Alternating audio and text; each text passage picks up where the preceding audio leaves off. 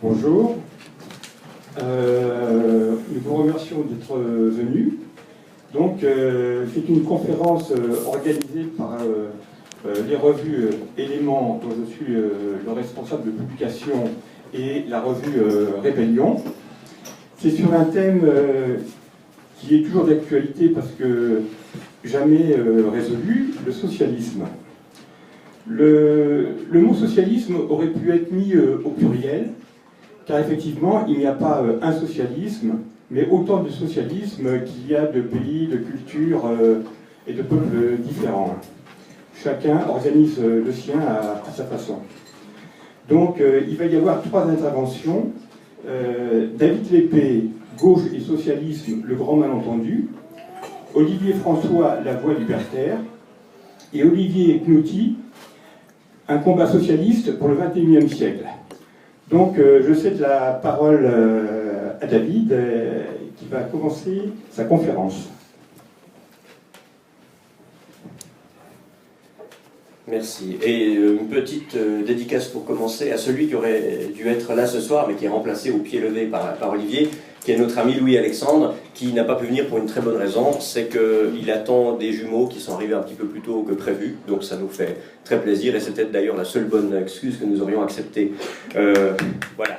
Ce qui fait une différence fondamentale entre mes camarades et moi, c'est qu'ils s'appellent les deux Olivier, symbole de paix. Je pourrais dire comme Lordon que moi je ne suis pas venu amener la paix, mais la guerre sociale. Je ne vais pas vraiment partir sur ce registre-là, mais évidemment une autre différence, c'est que comme certains d'entre vous le savent, je suis suisse, et certains pourront penser que qu'est-ce qu'un Suisse veut nous apprendre sur le socialisme? Est-ce qu'on aurait l'idée d'inviter un Saoudien pour nous parler des droits de l'homme?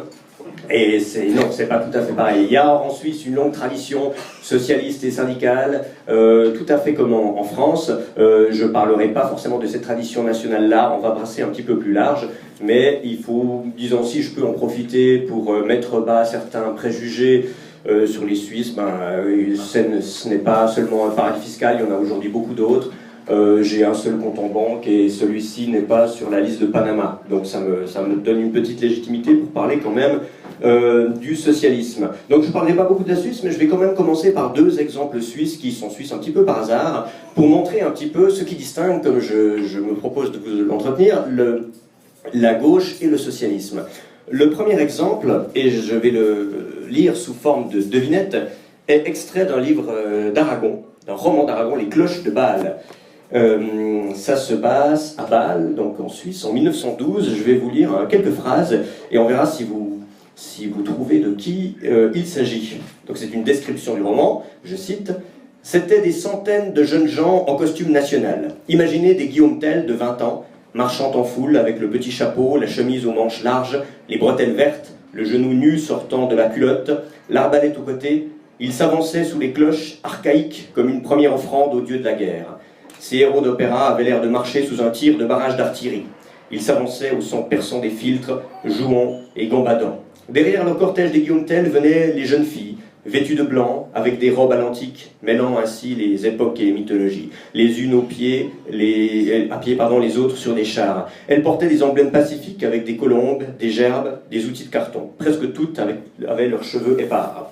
Alors évidemment, quand on ne connaît pas, ou même qu'on connaît un petit peu la Suisse, on dit mais peut-être que c'est des Vandervögel suisse-allemands, peut-être que ce sont des scouts, peut-être que ce sont des jeunes gens se rendant à la fête fédérale de lutte, ou des jeunesses païennes, ou des jeunesses nationalistes, et non, il s'agit tout simplement des jeunesses socialistes, suisses, bâloises en l'occurrence, ou suisses, je ne sais plus, qui arrivent au congrès de Bâle, qui a été un grand congrès socialiste d'avant la Première Guerre mondiale, que Aragon décrit d'ailleurs de manière assez tragique. Il compare les cloches de la cathédrale, car les socialistes avaient obtenu, fête rare, la cathédrale pour faire leur congrès auquel avaient participé Jean Jaurès, Clara Zetkin, donc toutes les sommités du socialisme européen des années 10. Et quand il entendait ces cloches, il disait ce ne sont plus les cloches de la cathédrale, ce sont les tocsins, et c'est le tocsin de la Première Guerre mondiale contre laquelle ces socialistes luttaient. Ce qui est intéressant dans cette description, c'est qu'effectivement, si on imagine aujourd'hui un défilé des jeunes socialistes, que ce soit en Suisse ou ici en France, on n'imagine ni les mêmes costumes, ni le même apparat, c'est quand même un petit peu différent. Et pour comparer avec cette époque, 1912, un autre extrait qui concerne également l'extrême gauche suisse, que j'ai trouvé dans le journal de Solidarité. Solidarité, c'est un parti trotskiste qui fut, et qui est peut-être toujours, qui était jumelé avec la Ligue communiste révolutionnaire, peut-être l'est-il encore toujours avec le NPA, et qui écrit ceci dans son numéro du 16 octobre 2014, donc il y a 2 ans. Alors que les gens se distancient d'un racisme trop souvent outrancier, le nationalisme et le patriotisme sont des attitudes largement acceptées et peu remises en cause. La campagne du Bündnis alle Gegenrechts, ce qu'on traduit par la coalition de toutes et tous, parce que toujours féminisé contre la droite, appelle à questionner les notions de nationalisme et de patriotisme, soit dit en passant mises dans le même sac, pour comprendre, nommer et combattre le racisme, mis dans le même sac avec le reste. Afin de pouvoir s'adresser à un public large, une brochure a été réalisée énonçant une série de questions introductives qui illustrent à quel point les lunettes nationalistes déterminent notre perception du monde. Qu'est-ce que tu veux dire par « nous sommes champions du monde » dans le cas du foot? Pourquoi sommes-nous soulagés, E-aigu-ES, bon je vous passe la grammaire novlangue, quand nous entendons que parmi les victimes d'un accident d'avion, il n'y a pas de citoyens-citoyennes suisses? La campagne a démarré avec une manifestation non autorisée en vieille ville de Berne, donc la capitale. Une anti-flag action, on remarquera le goût pour les anglicismes, a débuté le même jour. Jusqu'au 18 octobre, les drapeaux nationaux peuvent être échangés contre une bière gratuite au bar du centre autonome de la Reitschule, qui est donc un centre autonome qui, comme son nom ne l'indique pas, est subventionné. La peur du vol de drapeaux a amené les autorités de Berne à faire un premier pas contre le nationalisme. Elles ont enlevé tous les drapeaux suisses en vieille ville. Les organisateurs et organisatrices de la campagne les ont remerciés. Dans les 2 cas, on est en Suisse, dans les 2 cas, on est dans l'ère très large du socialisme, et pourtant dans les 2 cas, entre les Guillaume Tell et les jeunes filles en costume du début, et les encapuchonnés qui échangent des drapeaux contre des bières avant de les brûler en place publique, on a quand même un petit décalage assez étonnant. Alors on pourrait dire que ce clivage est celui entre finalement le socialisme internationaliste et l'idée nationale. On a d'ailleurs consacré un numéro de Crisis à cette question du socialisme. Il se trouve là, vous pouvez vous le procurer, c'est le numéro 41 je crois, et je ne vais pas revenir spécifiquement sur ce thème parce que je l'ai traité sous le titre Socialisme et questions nationales. Mais sans m'y appesantir, il est évident qu'un certain socialisme de jadis, j'en fais peut-être juste une petite citation à titre d'illustration, je me réfère à Edouard Berthe. Edouard Berthe, qui est un syndicaliste de la fin du 19e et début du 20e siècle, élève de Georges Sorel, qui est un des théoriciens du syndicalisme révolutionnaire, et qui, sans être un nationaliste à tout crin, bien au contraire, reconnaissait quand même l'enracinement national en termes de classe. Et il écrivait la chose suivante: « Les ouvriers n'ont pas de patrie », dit le manifeste communiste donc de Marx et Engels. Au contraire, dirais-je, les ouvriers ont une patrie plus encore que les bourgeois, qu'on pourrait considérer, eux, comme étant les vrais sans-patrie. On retrouve les expressions italiennes du nomade déraciné, en patrie, on n'ose plus dire, car le riche est le vrai déraciné, qui partout dans le monde où qu'il se trouve bien, précisément, grâce à sa richesse, tandis que l'homme du peuple, le pauvre, dépaysé, déraciné, transplanté, livré à la double domination capitaliste et étrangère, est doublement esclave et malheureux. En fait, dans l'histoire, ce sont souvent les classes riches qui, le plus souvent pour un ignoble intérêt de classe, ont vendu ont vendu la patrie à prix d'or, alors que les classes populaires la défendaient. L'homme du peuple est immergé dans sa patrie bien plus profondément que l'homme des classes riches, dont l'existence abstraite et transcendantale fait presque naturellement un habitant de cosmopolis. Et là aussi, Attali, à un moment, comparait sa patrie à lui à un tarmac d'aéroport. Ce qui est dire cette vision transplantée hors sol. Et Berthe finit en disant: la langue, les coutumes locales et professionnelles, les traditions nationales, tout cela constitue pour l'homme du peuple, non déraciné par une culture encyclopédique, une expérience d'oisif promenant son spleen à travers le monde, on peut penser à pas mal de gens aussi, une atmosphère spirituelle plus nécessaire encore à sa vie morale que l'air à ses poumons. Et c'est intéressant, je ne vais pas m'étendre trop sur cette question nationale parce qu'il y a un litige évidemment qui est de l'ordre économique, de l'ordre social, de l'ordre de l'emploi, les débats sur la préférence nationale, sur le chômage, sur le logement. C'est un sujet très intéressant mais qui a déjà été traité souvent. Je vais plutôt l'examiner en termes de valeurs. Et ce que dit Berthe, il ne parle pas uniquement de la concurrence pour les places, il parle également de valeurs, c'est-à-dire d'un attachement plus sentimental, plus irraisonné, à la nation, au terroir, au lieu d'où l'on vient. Alors, ce que j'avais cité d'Aragon, on pourrait me dire, bon, c'est du socialisme à l'ancienne, d'inspiration très très marxiste. Hein. Le socialisme en Suisse dans les années 10, ça n'a absolument rien à voir avec ce qu'il est aujourd'hui ou ce qu'il est en France. Ce n'est pas de la social-démocratie éthérée, c'est quelque chose de quand même beaucoup plus impliqué dans la vie ouvrière. Alors que le deuxième extrait, d'extrême gauche également, mais c'est du trotskisme. Alors on pourrait dire peut-être que la distinction se trouve là, mais ce serait certainement pas satisfaisant comme explication.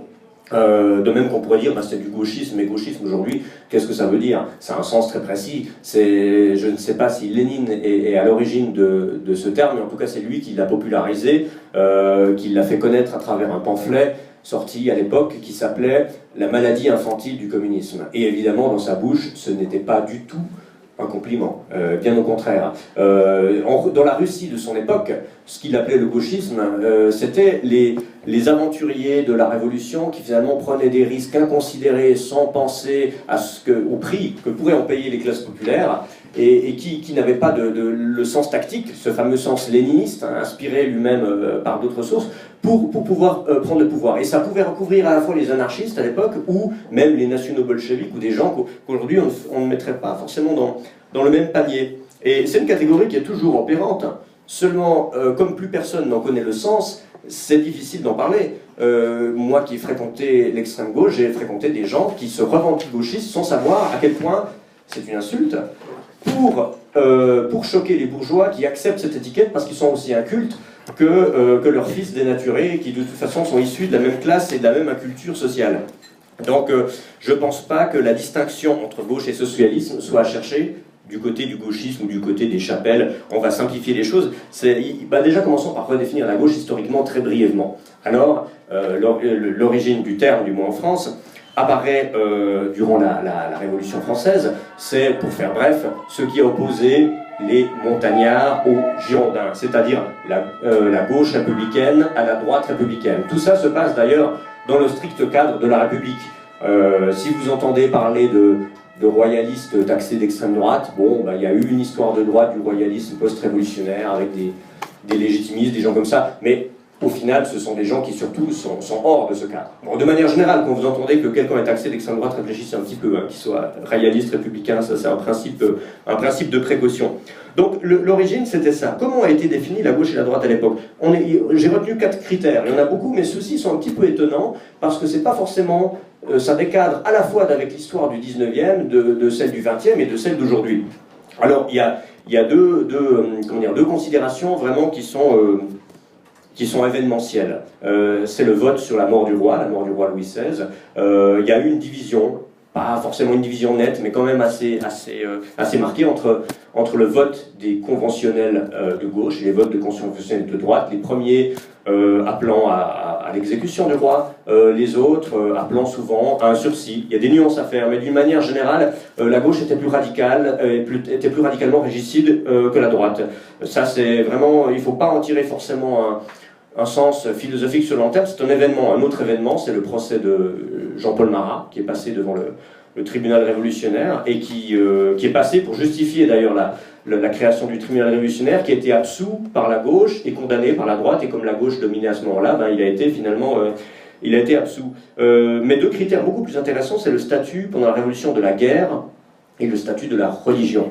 Les va-t-en-guerre sous la Révolution, c'était les Girondins, c'était la droite. La droite, avec les droits de l'homme à la main, ça va s'inverser d'ailleurs au 19e, mais voulait vraiment convertir le reste de l'Europe au bien que la France pensait avoir conquise. Robespierre, qui est peut-être le représentant le plus symptomatique de l'autre camp, de la gauche montagnarde, des Jacobines, disait au contraire, mais non, je pense que nous avons raison, certes, mais personne n'aime les missionnaires armés. C'était la phrase qu'il disait. Quel que soit le programme que les missionnaires armés amènent, ce sont des colons, ce sont des impérialistes, ce sont des envahisseurs. Ils seront reçus avec une volée de balles et ce n'est que justice. L'autre sujet, et il est d'autant plus étonnant, c'est la religion. Contrairement au 19e, où finalement on a une critique anticléricale de type communiste et anarchiste très forte, eh bien non, à la fin du 18e, à la Révolution, c'est principalement la droite qui porte la critique anticléricale, souvent en défendant l'athéisme qu'elle pense puiser dans Voltaire, à tort d'ailleurs, mais disons dont elle se réclame, face à une gauche, là aussi montagnarde, jacobine, robespierriste, qui se réclame de Rousseau, qui fait une critique sociale et politique du clergé catholique, mais qui considère que l'homme n'a pas à vivre sans religion, qu'il ne faut pas démoraliser les masses, et que de ce fait, même s'il faut tenir l'église à l'œil, eh bien, il ne faut pas brûler des églises, il ne faut pas assassiner des prêtres, et ça, on a tendance, dans l'historiographie républicaine, à l'oublier, voire à inverser complètement les choses. Donc la gauche et la droite, je retiens que ces 4 catégories, sont nées de là. Seulement, là, on n'a pas encore parlé du socialisme, parce que, bon, comme on le dit souvent, la révolution, à quelques exceptions près, quand même une révolution bourgeoise, c'est la partie émergente du tiers-État qui l'a fait, donc là, on n'a pas encore parlé de politique ouvrière. Il y a un autre événement qui arrive et que beaucoup d'entre vous connaissent, parce que Jean-Claude Michéa, le philosophe de Montpellier, l'a beaucoup popularisé, c'est au XIXe siècle, à la fin du XIXe siècle, l'affaire Dreyfus. L'affaire Dreyfus, c'est intéressant parce que au moment de l'affaire Dreyfus, la gauche existe, la droite existe, le syndicalisme et les mouvements socialistes et anarchistes existent, tout existe déjà, mais le paysage politique ne s'est pas encore configuré comme il l'est maintenant. Michel explique que le drapeau républicain de l'époque, bleu, blanc, rouge, bleu c'est la gauche républicaine, libérale, progressiste, née en grande partie de ceux qui ont triomphé durant la Révolution. Blanc, c'est la droite monarchiste et catholique qui finalement, malgré sa défaite, prend une place dans le gouvernement en se satisfaisant bon gré mal gré de la République. Et rouge, ça c'est ce qui est vraiment hors système, c'est les forces extra-parlementaires, et c'est les socialistes, les communistes et les anarchistes en gros. Ce qui était une lecture qu'on pourrait peut-être reprendre aujourd'hui en changeant les termes bien sûr, en amenant aussi le débat économique, mais qui était sans doute plus honnête que ce qui s'est fait juste après. Donc Dreyfus, je ne vous fais pas le topo, vous connaissez l'histoire, on en a fait un débat moral, philosophique, qui mettait en cause l'universalisme en dépit de toute logique de classe. C'est-à-dire il y a des innocents, il y a des coupables, on accuse un homme qui est innocent, donc il faut le défendre. Moralement, personne ne peut s'opposer à ça, et les syndicalistes non plus qui mettent cette valeur de justice en haut du cursus de leurs valeurs. Et des gens, notamment comme Jaurès, vont légitimer philosophiquement l'intégration progressive du mouvement ouvrier à la gauche, à ce moment-là, en disant on va vers les syndicats dont les bleus, donc la gauche, se désintéressait complètement, jusqu'à leur dire écoutez, il y a une lutte parlementaire, une lutte politique, une lutte judiciaire, il faut sauver Dreyfus, parce que quand même c'est un pauvre innocent qui est victime d'un complot, ce qui était vrai. Mais souvent, ils étaient reçus très, très, très froidement par les syndicalistes qui leur disaient mais oui, d'accord, mais c'est une lutte à l'intérieur de l'état-major, de l'armée. C'est une lutte entre bourgeois. Savoir qui de Dreyfus ou d'Esterhazy est le coupable, mais franchement, en termes de classe, ça nous est complètement égal. Qu'est-ce qu'on va y gagner? Nous, on défend les nôtres. Et Jaurès, qui est passé des républicains à la gauche, au socialisme, qui a eu un parcours assez compliqué, a réussi, avec son charisme, la force de conviction qui était la sienne, d'amener le socialisme à rejoindre la gauche à ce moment-là.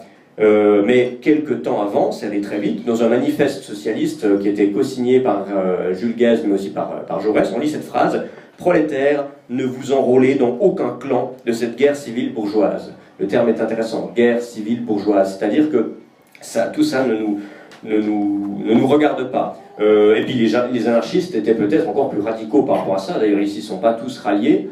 Zo Daxa, qui était un pamphlétaire anarchiste de la fin du 19e, disait dans son journal La Feuille du 3 novembre 1898, je cite « La France aux juifs, aux jésuites, qu'est-ce que vous voulez que ça fasse aux citoyens qui ce soir n'a pas 20 sous pour dîner ?» Alors évidemment, bon, il faut remettre dans le contexte où l'antisémitisme dans le mouvement anarchiste et ouvrier était très puissant, et où finalement le terme de juif et de jésuite dans les deux cas sont des caricatures, parce que je ne sais pas si le reste de l'état-major était jésuite, ça n'a pas vraiment d'importance, mais en disant juif et jésuite, c'était une manière de dire gauche et droite, c'était surtout une manière de dire bourgeois et bourgeois. C'était, voilà, que ce soit le bourgeois A ou le bourgeois B, le bourgeois juif ou le bourgeois jésuite, qui va gagner, ça ne nous intéresse pas. On n'a pas à intervenir moralement et philosophiquement dans un débat qui excède notre compétence et dans lesquels on n'a rien à gagner.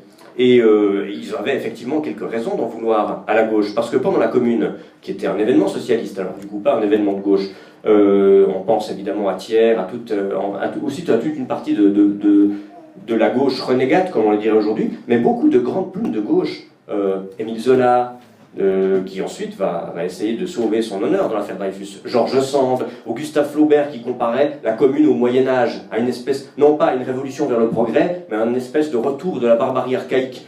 Et les ouvriers, les communards n'ont pas oublié tout ça. Ils ont une dent contre la gauche parce que la commune a été une révolte populaire qui a vu émerger certains ferments de communisme, de socialisme, de patriotisme, d'anarchisme, ou autant de sensibilité politique qui n'avaient pas forcément l'heure de plaire à la droite, on le sait, mais à la gauche non plus, parce que finalement c'était toujours le même problème. Et cette idée, on la retrouve des fois dans l'actualité, ou du moins on aurait envie de la retrouver, cette idée de ne nous mêlons pas de ces affaires où on n'a rien à gagner et où on devrait rester neutre. Aujourd'hui, les socialistes se mêlent de tout, surtout quand ça n'a rien à voir avec la question sociale. Je reprends un exemple suisse, je ne peux pas m'en empêcher, même s'il est un petit peu anecdotique et polémique. Il y a 2 ou 3 ans, il y a une star américaine, enfin je ne la connaissais pas avant qu'elle vienne en Suisse, mais il paraît qu'elle est très connue pour ceux qui regardent la télévision américaine, qui s'appelle Oprah Winfrey. Je ne sais pas si vous connaissez, c'est une animatrice de télévision, je ne sais plus quelle chaîne, qui est vraiment une leader d'opinion aux États-Unis, très riche. Elle est arrivée, je ne sais plus si c'était à Genève ou à Zurich, elle est entrée dans les quartiers les plus chics, là où le mètre carré en Suisse est le plus cher, elle est entrée dans une boutique de sacs à main pour faire ses emplettes, et la vendeuse qui a eu le malheur de ne pas la reconnaître et de faire d'avoir un préjugé raciste parce que cette dame est afro-américaine, l'a gentiment mise dehors en disant « Madame, vous ne trouverez rien qui soit pour vous ». Alors évidemment, c'est un petit peu ridicule, mais cette dame ne s'est pas contentée de faire valoir son identité, elle s'est plainte, les médias se sont emparés, la pauvre jeune fille qui travaillait dans ce commerce a été réprimandée, et des gens du milieu socialiste se sont dit « Ah mais c'est affreux ce racisme ». C'est affreux, c'est-à-dire les petites vendeuses sous-payées de Genève ou de Zurich exercent un racisme envers les millionnaires afro-américaines. Elles n'ont pas dit comme ça, évidemment. Mais quand on voit ce genre de choses, on devrait dire, mais l'affaire Oprah Winfrey, c'est comme l'affaire Dreyfus. Et encore, Dreyfus, le cas est beaucoup plus grave, enfin ça révolte humainement, évidemment, c'est condamner quelqu'un à mort qui n'a pas trahi et virer une animatrice de télé d'un stand de sac à main, c'est pas tout à fait pareil. Mais disons, la logique est pareille dans la mesure où qu'est-ce que c'est que cette notion de justice que le socialisme vient mettre là où il s'agit de querelles intestines à la classe bourgeoise et même à l'hyperclasse mondialisée. Donc le bilan de cette alliance qui a duré un temps, je ne dis pas que ça a été forcément une erreur sur le court terme de rallier le socialisme à la gauche. Il y a eu des bons moments, il y a eu des réussites au niveau du Front Populaire, du Parti communiste français. Je pense à cette anecdote de Maurice Thorez qui, au début des années 20, s'adressant au Parti communiste alsacien, dit « Nous, la section française de l'Internationale, nous ne sommes ni de gauche ni de droite ». Aujourd'hui, mais imaginez Marie-Georges Buffet tenir le même discours. On lui dirait forcément qu'elle fait le jeu de qui vous savez, et puis qu'il faut un petit peu reprendre, tenir son rôle sur le jeu d'échecs si elle veut faire voter utile, donc PS.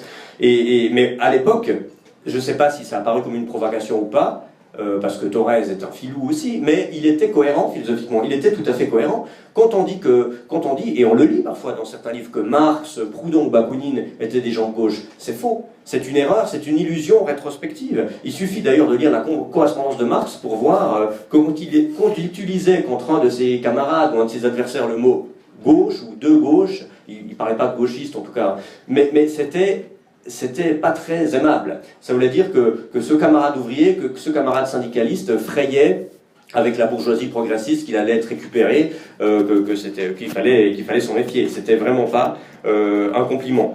Et aujourd'hui, on s'aperçoit d'une chose, c'est que cette alliance fondée au moment de l'affaire Dreyfus est en train de se rompre. Elle est en train de se rompre, non pas parce que les syndicats se seraient retirés, que les communistes... Non, elle est en train de se rompre tout simplement parce que le programme actuel du PS tel qu'il est au pouvoir dans ce pays a passé la question sociale, en gros, par pertes et profits. Et évidemment, l'exemple de la loi du travail sur lequel vous disputez actuellement est un exemple parfait.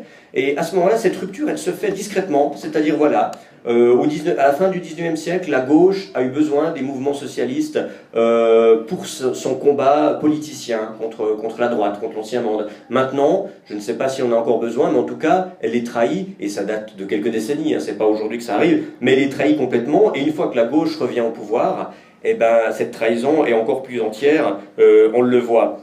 Donc c'est drôle, on revient à la situation de départ, quelque part, on revient à la situation d'avant l'affaire Dreyfus, sauf qu'on n'est pas au courant. Le problème, c'est que les socialistes eux-mêmes, les vrais, ne sont pas au courant. Ils ne sont pas au courant qu'ils sont plus de gauche, et que s'ils le sont, ils se compromettent de manière terrible avec leurs valeurs. Alors parce qu'il y a cette discipline du vote, c'est drôle, les socialistes disent souvent, quand on les interroge, surtout les jeunes, pourquoi vous votez socialiste? Combien de fois on entend dans les micro-trottoirs, mais parce que mon père votait socialiste, parce que ma grand-mère était au Front Populaire. C'est admirable ce sens de l'héritage et de la tradition chez des gens de gauche, mais ce serait encore plus admirable s'il y avait une remise en question qui l'accompagnait. Régis Debray a bien expliqué que, contrairement à ce qu'on pense, les gens de gauche ont un mérite que les gens de droite libérale n'ont pas, c'est qu'ils honorent la mémoire, les héros, le passé, l'histoire, peut-être parce qu'ils sont plus orientés vers l'intellect et la culture, c'est tout à leur honneur, ce que la droite ne fait pas. Hein. La droite est libérale économique, c'est la table rase. Alors c'est très bien d'honorer ses morts et d'honorer sa mémoire, encore faut-il être sûr que ce parti qui leur a été légué est le même, et ça c'est pas du tout le cas. Alors bien sûr, je pourrais faire une critique économique et sociale de la gauche, comme le fait assez bien la partie intelligente de l'extrême gauche. Quand je parle de la partie intelligente, je parle de ce qu'on peut lire régulièrement dans le monde diplomatique, de gens comme Serge Halimi, d'un monsieur un peu moins connu, mais dont je vous conseille la lecture, qui est Cédric Durand, qui a fait une critique de l'Union européenne sur le plan social et économique qui est très brillante, ou bien même, avec beaucoup de guillemets, parce que je sais que le type n'est pas très sympathique, mais même Frédéric Lordon a pu écrire des choses assez intéressantes. Du coup, je ne vais pas répéter ce qu'ils ont dit, parce que maintenant ils ont une tribune en plein air pour le dire, et j'espère qu'ils le feront, ou bien même de gens extérieurs à la gauche. Quand De Gaulle disait « Je n'aime pas les socialistes parce qu'ils ne sont pas socialistes ». Je trouve que c'est une formule formidable, parce qu'évidemment, lui non plus ne l'était pas. Mais en même temps, dans un rapport politique, il aurait bien aimé savoir ce qu'il avait en face, plutôt que des gens fuyants quelque part sans le savoir, il pensait exactement comme Georges Sorel, dont j'ai déjà parlé avant, qui disait « Ce que je reproche aux capitalistes, c'est de ne pas être capitaliste ». C'est pas une citation, mais en gros il le disait un petit peu comme ça, parce que pour lui, le rôle du patron, c'était pas de faire du réformisme social, mais c'était de maintenir le clash en permanence avec les ouvriers, à la fois pour améliorer la production, mais pour améliorer le potentiel révolutionnaire. Et l'ouvrier parfait, selon Sorel, c'était à la fois le meilleur producteur et le meilleur révolutionnaire. Là, on est un peu plus loin de Marx. Mais les capitalistes doivent tenir leur rôle, disait Sorel, les socialistes devraient tenir leur rôle. D'après De Gaulle, il n'avait pas tout à fait tort. Donc je ne vais pas faire une critique économiste ou sociale, même si je la partage en grande partie, je vais plutôt faire une critique sur le plan des valeurs. Je pense que la critique des valeurs complète la critique sociale et est, en dernière analyse, englobée par elle. Alors je m'explique.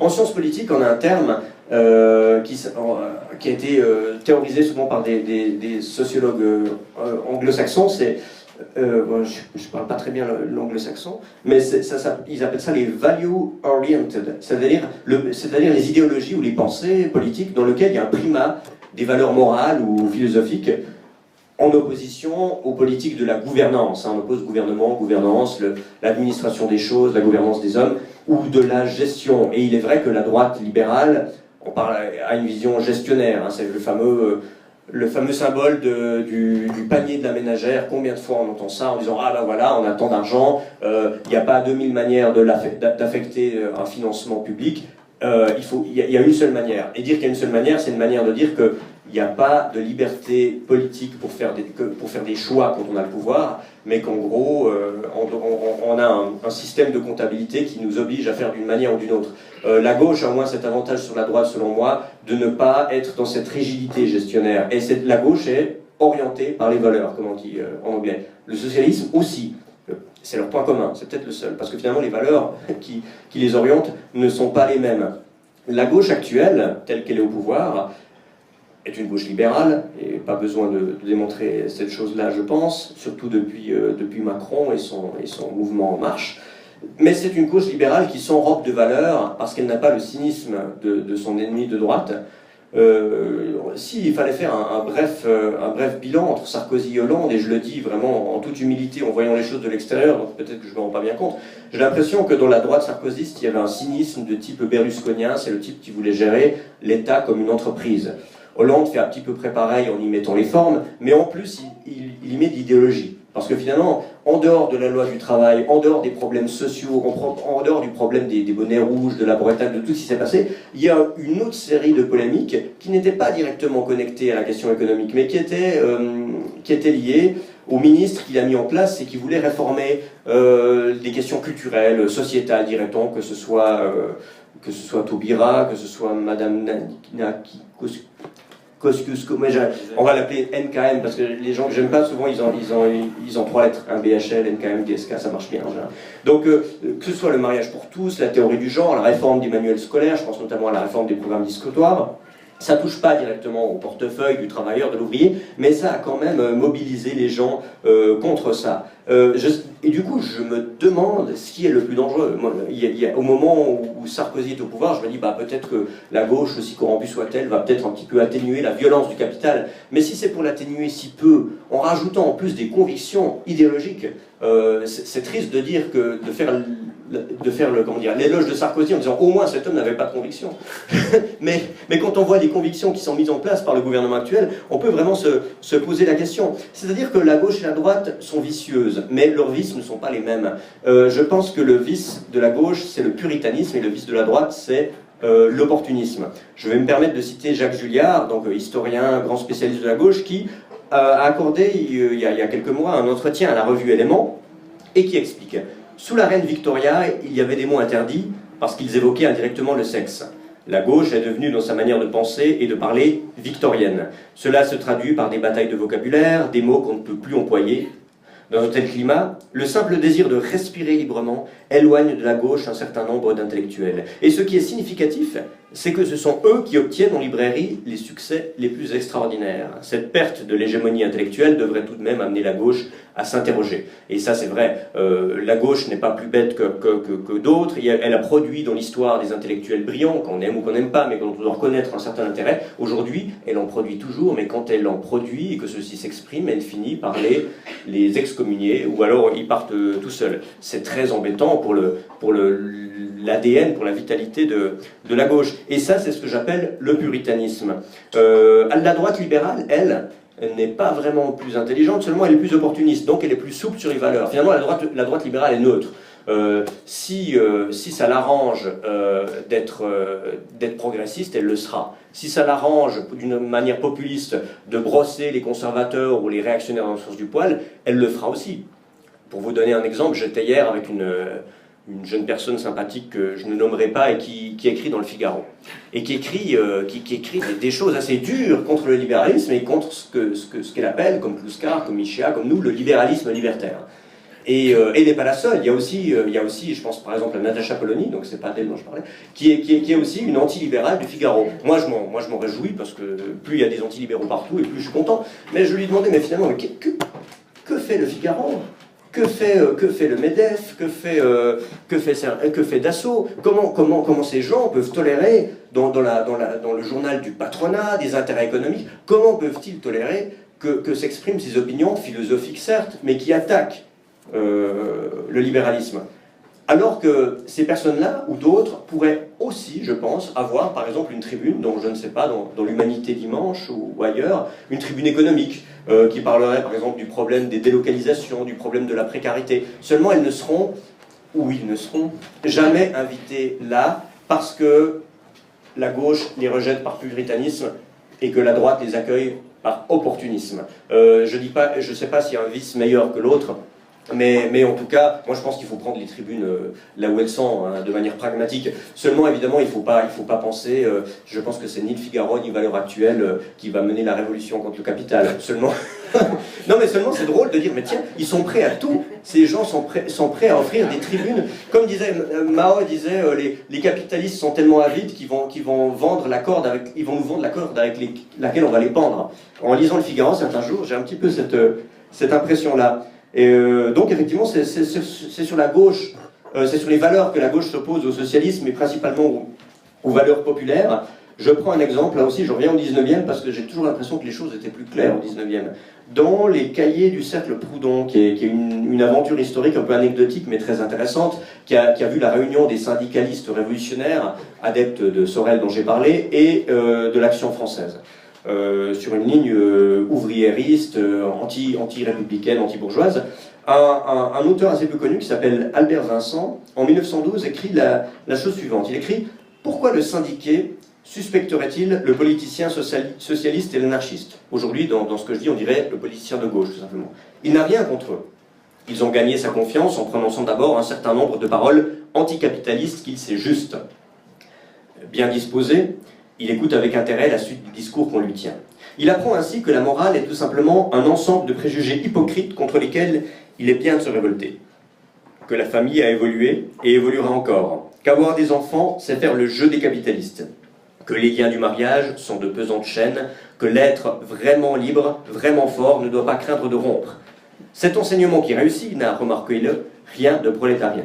Aujourd'hui, je pense qu'on le comprend encore mieux j'ai dit 19e parce qu'il a écrit au 19e, là c'est 1912, qu'on comprend encore mieux qu'il y a un siècle, parce qu'on le voit avec toutes ces lois, ces réformes sociétales, cette critique de la famille, cette critique de la vie populaire traditionnelle est portée par le Parti Socialiste de manière encore plus forte. Et c'est pour ça que je disais, je répète cette phrase, que la critique des valeurs complète la critique sociale et est en dernière analyse englobée par elle, parce qu'en fait, on n'est pas dans la pure philosophie, on est à nouveau, et encore et toujours, dans un problème de classe. Si les gens sont sensibles à tel ou tel point de vue sur les valeurs, que ce soit sur le statut de la patrie, sans parler du problème économique d'immigration, mais simplement l'attachement, que ce soit sur le statut de la culture, on pourrait parler du rapport entre l'art contemporain et l'art populaire, de la famille, ou même du rapport à la modernité, et bien en fait ce qui détermine le rapport aux gens à tous ces sujets-là, c'est souvent leur position de classe. Il y a des exceptions, on n'est pas uniquement déterminé, on peut se libérer de ça dans un sens ou dans l'autre,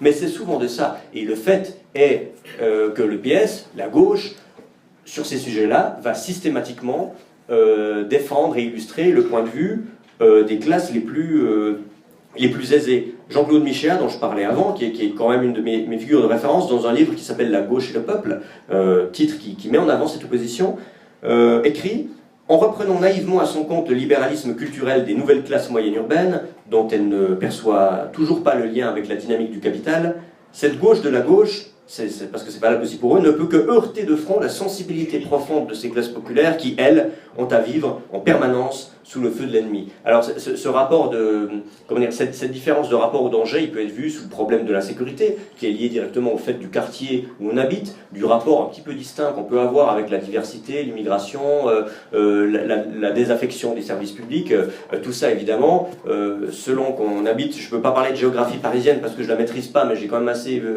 bourlingué dans les différents quartiers pour voir que je comprends que certains votent ceci plutôt que cela, je comprends que certains s'inquiètent alors que d'autres nous disent que tout va bien, parce qu'il suffit d'ouvrir sa porte pour voir cette différence-là. Et c'est le problème des valeurs dominantes. Cette gauche, enfin, ce libéralisme qui est celui de la gauche et de la droite majoritairement, ce sont les valeurs dominantes. Seulement, ce ne sont pas les valeurs majoritaires.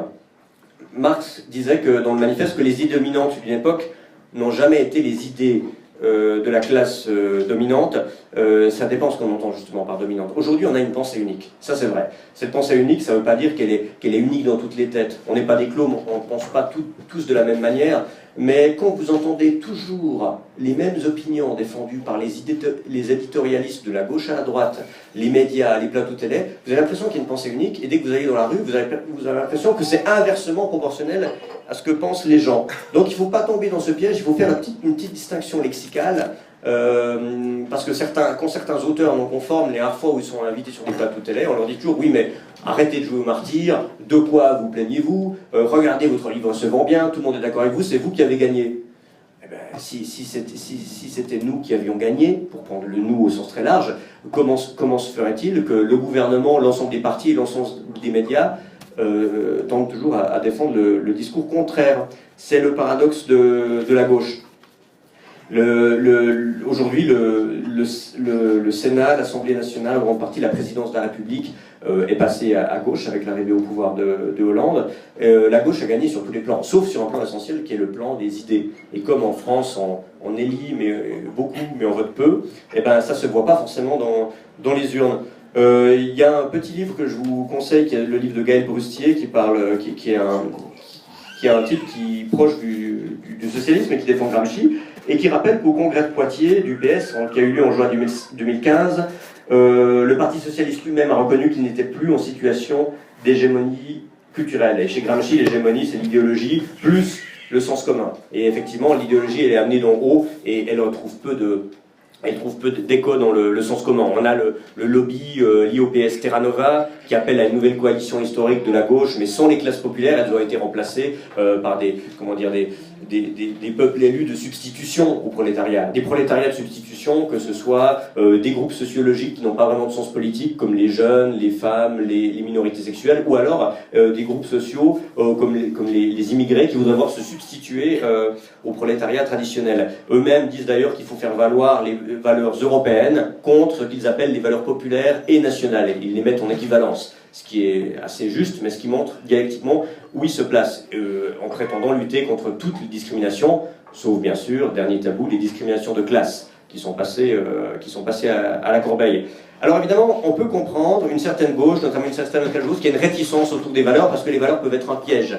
Au moment du mariage pour tous, beaucoup de gens d'extrême gauche, au loin de défiler dans la rue, dans un camp ou de l'autre, ont dit, comme à l'affaire Dreyfus, on s'en fiche, nous on est des matérialistes, on examine les choses en termes de classe, que les homosexuels se marient ou non, ça nous est vraiment égal, parce qu'ils n'ont pas forcément saisi, dans leur réduction matérialiste, propre à l'intelligence de gauche, qu'il y a un caractère anthropologique, et quand on parle du mariage de la famille, c'est de l'anthropologie, qui détermine aussi les conditions de la société, et que tout n'est pas une affaire de rapport de production et de salaire. Et c'est ça l'erreur. Il ne faut pas opposer les valeurs à la question sociale. Moi, je ne suis pas en train de vous dire que ce qui permet de distinguer le socialisme et la gauche, c'est les valeurs. Pas du tout, c'est aussi la question sociale. Mais les valeurs sont une expression de classe. C'est ce qu'Orwell appelait la common decency, la décence commune, donc cette triple obligation de donner, de recevoir et de rendre. Un common peut se traduire par commun, ce qui est à tous, mais aussi ordinaire.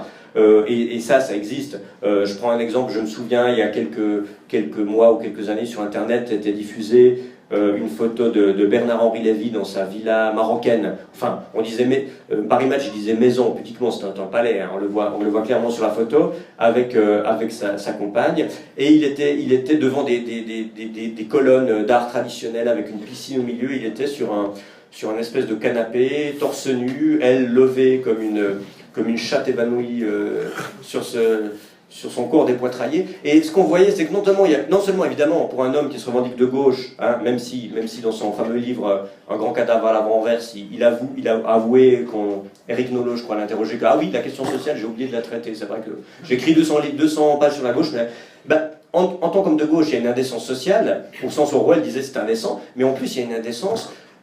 Ce genre de posture ne convient ni à son statut, ni à son rôle, ni à son âge, ni à son physique. Et l'indécence, elle est partout. Hein, il faut quand même le dire. Et on a l'impression que quand les gens s'éloignent de la sociabilité ordinaire, sont d'une espèce de star system, ils perdent ce sens des réalités. C'est-à-dire qu'en voulant se starifier, ils deviennent ridicules et ils ne se rendent pas compte. Ils ne comprennent pas que les gens rient d'eux. Et je pense que cette théorie orwellienne, elle est juste, même si je comprends aussi certaines critiques des gens proches de Michel Clouscar, le philosophe marxiste, nous ont dit, on en a fait un débat dans l'aimant, que oui, le common decency, c'est bien joli, mais attention à ne pas tomber dans un écueil idéaliste, paternaliste, c'est-à-dire idéaliser les classes populaires pour qu'elles restent à leur place. Ça, c'est vrai qu'il ne faut pas non plus dire comme ça, parce qu'aujourd'hui, maintenant, tout le monde cite Orwell, qui est à la mode. Tout le monde dit c'est bons pères de famille qui sont vertueux, qui payent leurs impôts, contrairement à ces sales riches. Tant que ça continue comme ça, les sales riches seront contents. Hein. Et là, je vais revenir sur une citation de Robespierre qui pensait certainement pas à mal, mais qui disait: il s'agit moins, dans l'inégalité sociale qui était celle de la Révolution, de proscrire la richesse que de rendre la pauvreté honorable. Alors évidemment, tout ça c'est avant le marxisme, avant la réflexion économique, donc on peut lui pardonner. Mais je pense que ces pensées-là sont biaisées. Il faut pas faire de l'idéalisation rousseauiste. Il ne faut pas dire on va créer une statue au pauvre inconnu, et puis parce qu'il est plus vertueux que nous et que les autres. Non, évidemment, le pauvre il peut s'émanciper, ça c'est tout à fait normal. C'est une question de conscience de classe.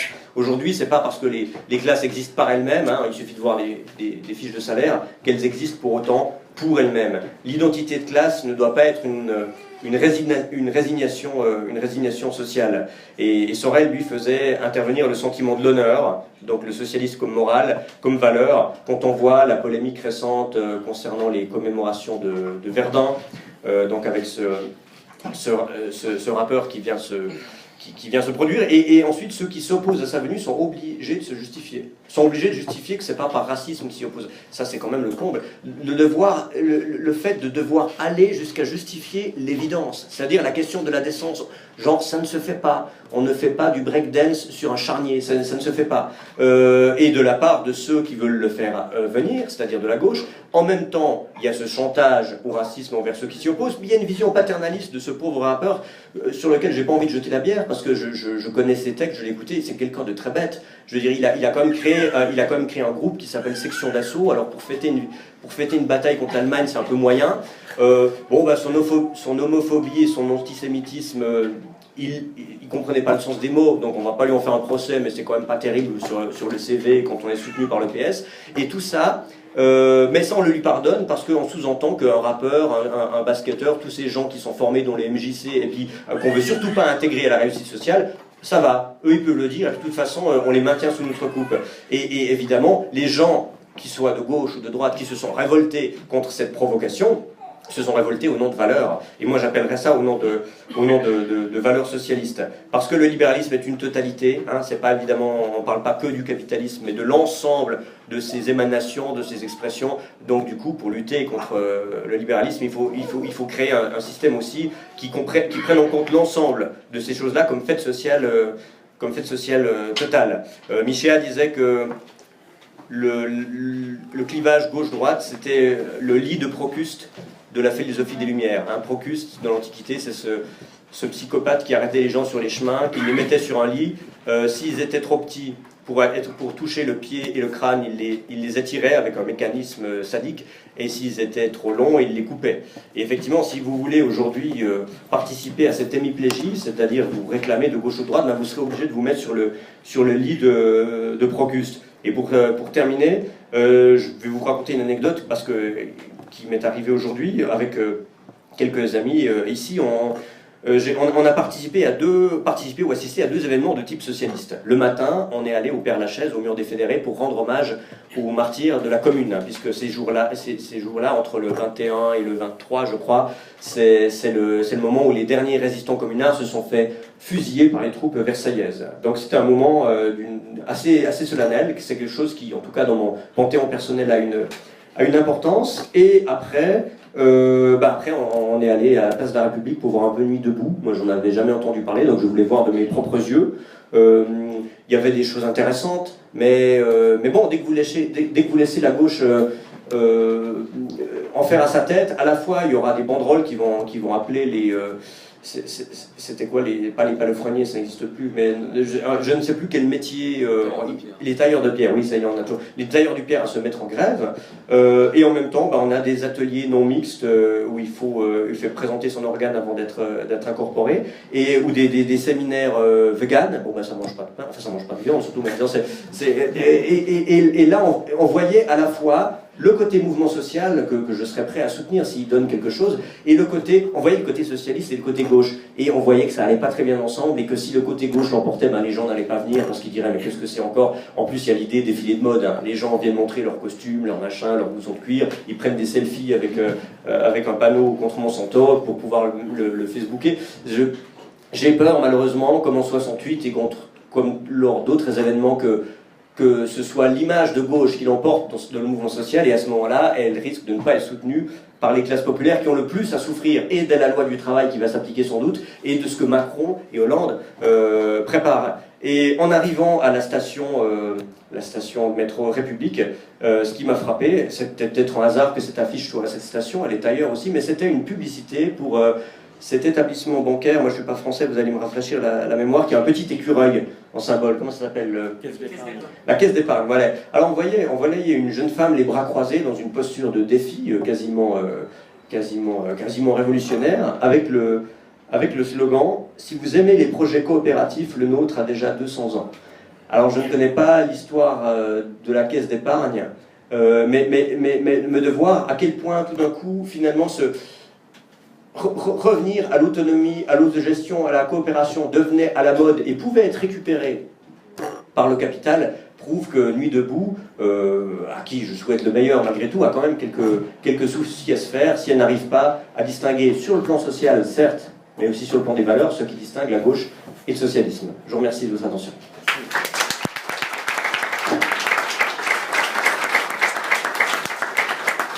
Merci David Lépée. Alors j'ai oublié de dire que David Lépée collabore aux revues Éléments, Rébellion et Crisis. Merci David.